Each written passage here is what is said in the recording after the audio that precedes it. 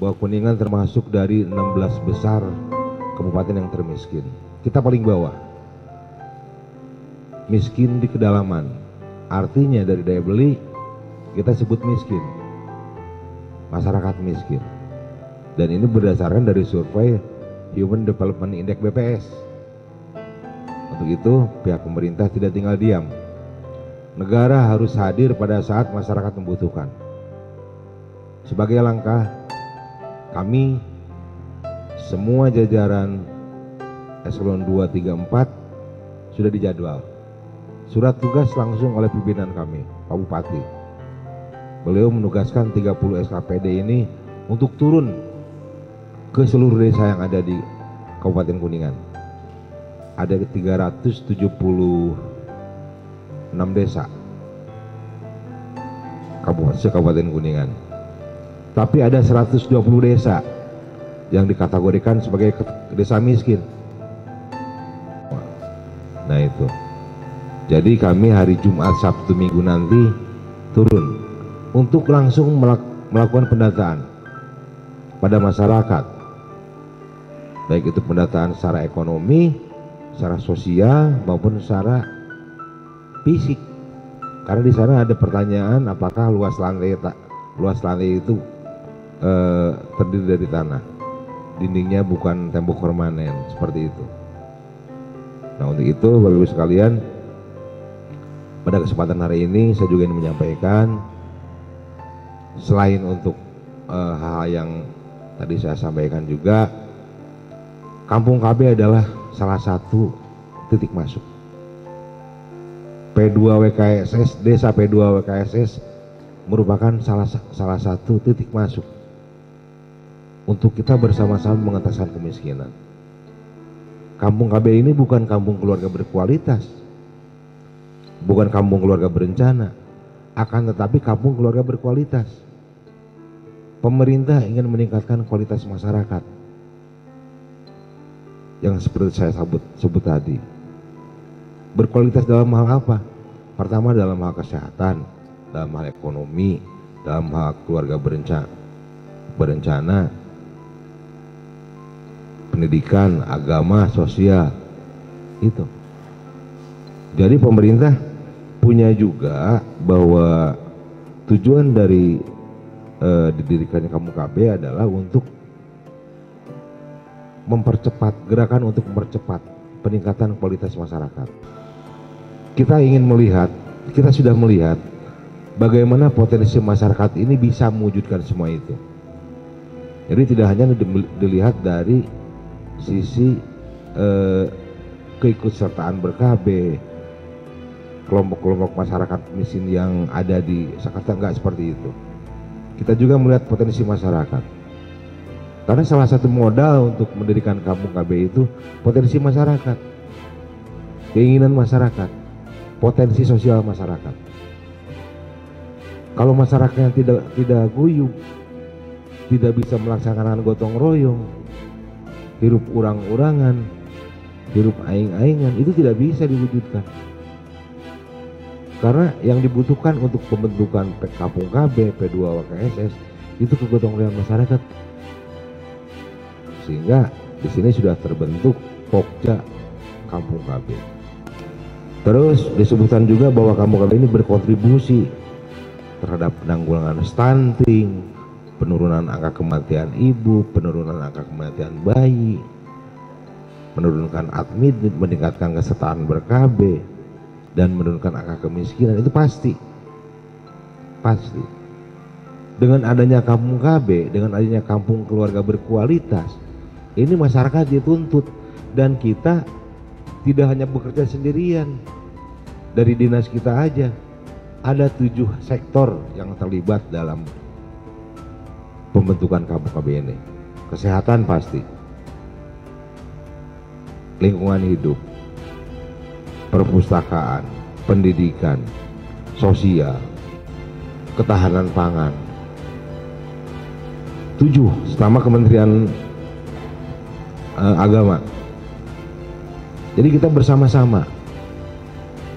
Tidak hanya kewajiban petugas KB aja yang ikut mensukseskan kampung KB ini. Karena bukan kampung keluarga berencana, tapi kampung keluarga berkualitas. Ini sudah kita wujudkan pada saat kita membina desa Pasir Agung. Alhamdulillah, kampung KB desa Pasir Agung terbaik 2 tingkat Jawa Barat. Kita apresiasi untuk itu. Karena sama, kondisi Pasir Agung dengan kondisi di sini sama, Pak Ku. Potensi masyarakat. Tapi nanti ke depan Pasir Agung ini sama seperti di Jakarta. Dia juga punya potensi alam. Sehingga nanti ada hal yang lebih spesifik. Kampung KB wisata. Dan kebetulan kan daerah Dharma ini kan identik dengan desa wisata. Saya juga sudah melakukan koordinasi dengan Kepala Disporapar. Untuk tahun depan Disporapar insya Allah akan mengalihkan semua dana untuk pembangunan bidang pariwisataan. Untuk tahun sekarang mereka sudah merencanakan di Cipasung untuk pembangunan kawasan wisatanya. Tahun depan dengan koordinasi kami dengan Kampung KB dengan pariwisata, itu tahun depan itu akan dialihkan ke sini. Kita akan bentuk Kampung KB wisata, Pak. Karena Kampung KB ini selain untuk bisa mengentaskan kemiskinan melalui pergerakan ekonomi masyarakat, melalui kelompok UPPKA-nya, itu juga akan meningkatkan, menggeliatkan perekonomian masyarakat. Tadina misalnya masyarakat tidak punya kegiatan, masyarakat tidak punya pendapatan. Dengan adanya Kampung KB ini diharapkan kita sebagai pembina, Pak Kuhu sebagai penanggung jawab, itu akan juga memberikan stimulan, akan juga memberikan bantuan agar masyarakat ini bisa berdaya melalui perekonomiannya. Masalah kesehatan, masalah KB nama, masalah stunting nama. Nanti di dalam Kampung KB ini ada semacam kegiatan-kegiatan yang berbasis juga kemampuan masyarakat. Misalnya di sini punya lapangan terbuka, saya contohkan seperti di Pasir Agung. Itu dibentuk dengan lapangan terbuka ini ada taman bacaan, saya tadi lihat ada perpustakaannya. Kita pindahkan nanti. Kalau bukunya di sini, tapi ada lapangan terbuka. Misalnya di sana ada Tambalaper, taman bacaan lapangan terbuka. Dibikin-bikin seunik mungkin agar masyarakat ini bisa termotivasi. Kalau perpustakaan kan biasanya anak-anak muda, anak-anak sekolah yang biasa untuk meningkatkan gairah baca tetap teman sebayanya. Ada lagi di sana program ngabaso, ngahuapan budak sore-sore. Jadi tiap sore itu di masyarakat Pasir Agung ini semua ibu-ibu yang punya anak balita ngariung makan bersama dihuapan. Karena kan kalau dengan ngariung katanya anak-anak yang balita yang batita itu makanya susah Pak. Dengan ngariung itu kadang-kadang makan mereka bisa lebih banyak, dan konon itu juga untuk mendongkrak menurunkan angka stunting ya Pak ya. Karena asupan gizi mereka itu ya itu tadi. Hal-hal seperti itulah yang perlu juga nanti digagas di Kampung KB. Ada inovasi baru bagaimana caranya supaya masyarakat ini bisa lebih termotivasi untuk ngegeingin sesamanya dari mulai ekonomi, sosial maupun budaya. Dari ekonomi misalnya ada Rutilahu, rumah tidak layak huni, kita bantu